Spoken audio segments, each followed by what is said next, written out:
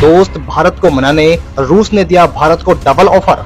रूस ने भारत को दिया वो नायाब तोहफा, चौंक पड़ी दुनिया।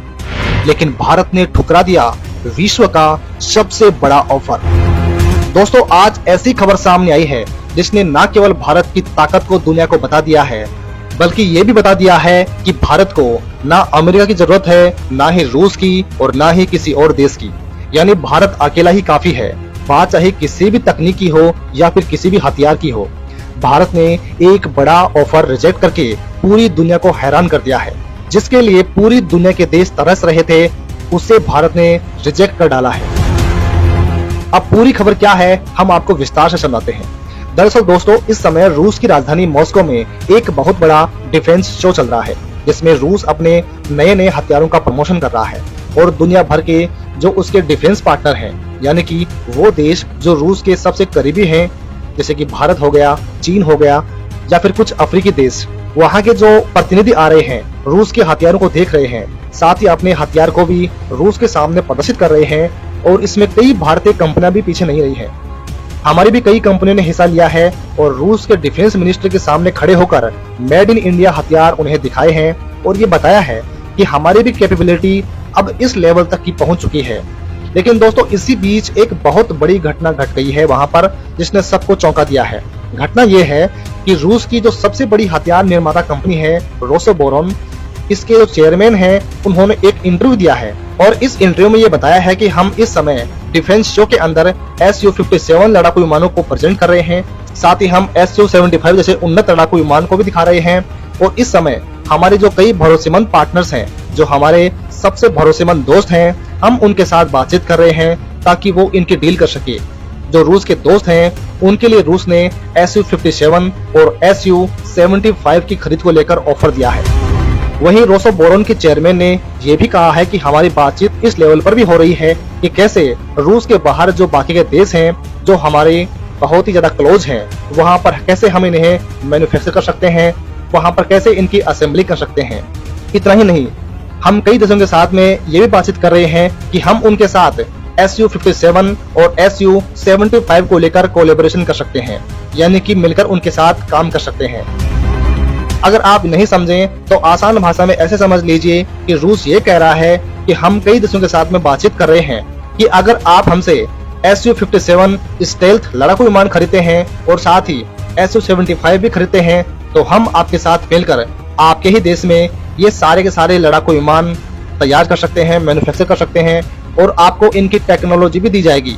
जैसे ही इंटरव्यू बाहर आया, उसके तुरंत बाद पूरे डिफेंस इंडस्ट्री में बवाल मच गया कि रूस किसे यह है Su-75 या फिर Su-57 दे रहा है। इनकी टेक्नोलॉजी और उसके देश में इन्हें मैन्युफैक्चर कर सकता है। कौन हो सकते हैं वो चुनिंदा देश? तो फिलहाल इस कैटेगरी में 3 ही देश बताए जा रहे हैं। पहला है भारत, दूसरा है चीन और तीसरा है ईरान।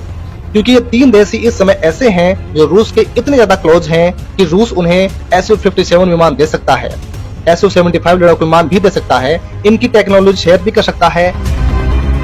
इन तीनों ही देशों के अलावा दुनिया में कोई और ऐसा देश नहीं है जो एक 5वीं पीढ़ी के स्टेल्थ लड़ाकू विमान को हैंडल कर सके, क्योंकि इन पर खर्चा बहुत अधिक होता है। इन्हें संभालना, इनका रखरखाव करना बहुत ज्यादा मुश्किल है और ये प्लेन भी बहुत ज्यादा महंगे होते हैं। हर कोई इन्हें अफोर्ड नहीं कर सकता है। अब आपका सवाल ये हो सकता है कि चीन ईरान को तो हम एक साइड करते हैं और बात करते हैं भारत की, कि क्या वाकई में ही भारत बातचीत कर रहा है रूस के साथ में Su-57 और Su-75 खरीदने को लेकर? दोस्तों, आपको याद होगा कि 2022 में जब रूस ने Su-57 अनवील किया था दुनिया के सामने, तो भारत में इसको लेकर बड़ी हलचल थी। भारत के जो तमाम डिफेंस एक्सपर्ट थे, वो ये कह रहे थे कि भारत तो Su-57 कुछ ही महीनों में खरीद लेगा, हमें ये खरीदना चाहिए। लेकिन इस समय कुछ डिफेंस एक्सपर्ट ये भी कह रहे थे कि भारत ये विमान कभी भी नहीं खरीद सकता है, ना भारत को ये विमान खरीदना चाहिए, क्योंकि इसे खरीदने का कोई सेंस ही नहीं बनता है, इसे खरीदने का कोई फायदा नहीं है। अब फायदा क्यों नहीं है, ये हम आपको बताते हैं। एक ऐसा लड़ाकू विमान जो अभी प्रोटोटाइप फेज में ही है और उसे रियल में बनाने में अभी कम से कम 5 से लेकर 8 साल का टाइम लग सकता है, तो भारत उसे क्यों खरीदेगा, जबकि भारत उससे पहले खुद का लड़ाकू विमान M का बना लेगा।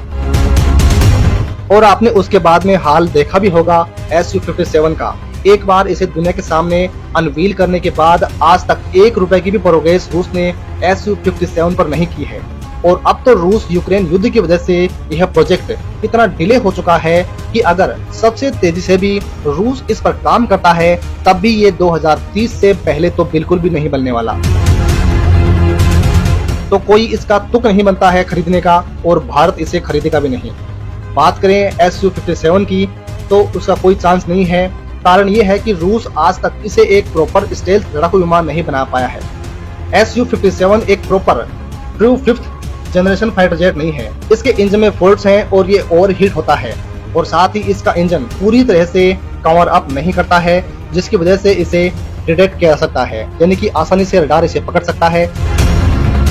और इसीलिए Su-57 से बढ़िया है कि हम राफेल और खरीद लें, जिससे ये थोड़ा और भी सस्ता पड़ेगा और इससे बेटर भी होगा।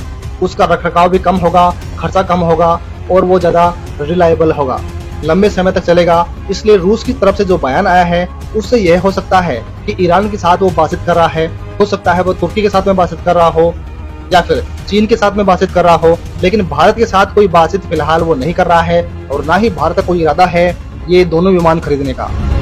भारत इनके बजाय अपने एमका फाइटर जेट को बनाने पर ही फोकस कर रहा है और ऐसा होना भी चाहिए। हालांकि इस पर आपकी क्या राय हो सकती है, कमेंट करके हमें जरूर बताइएगा।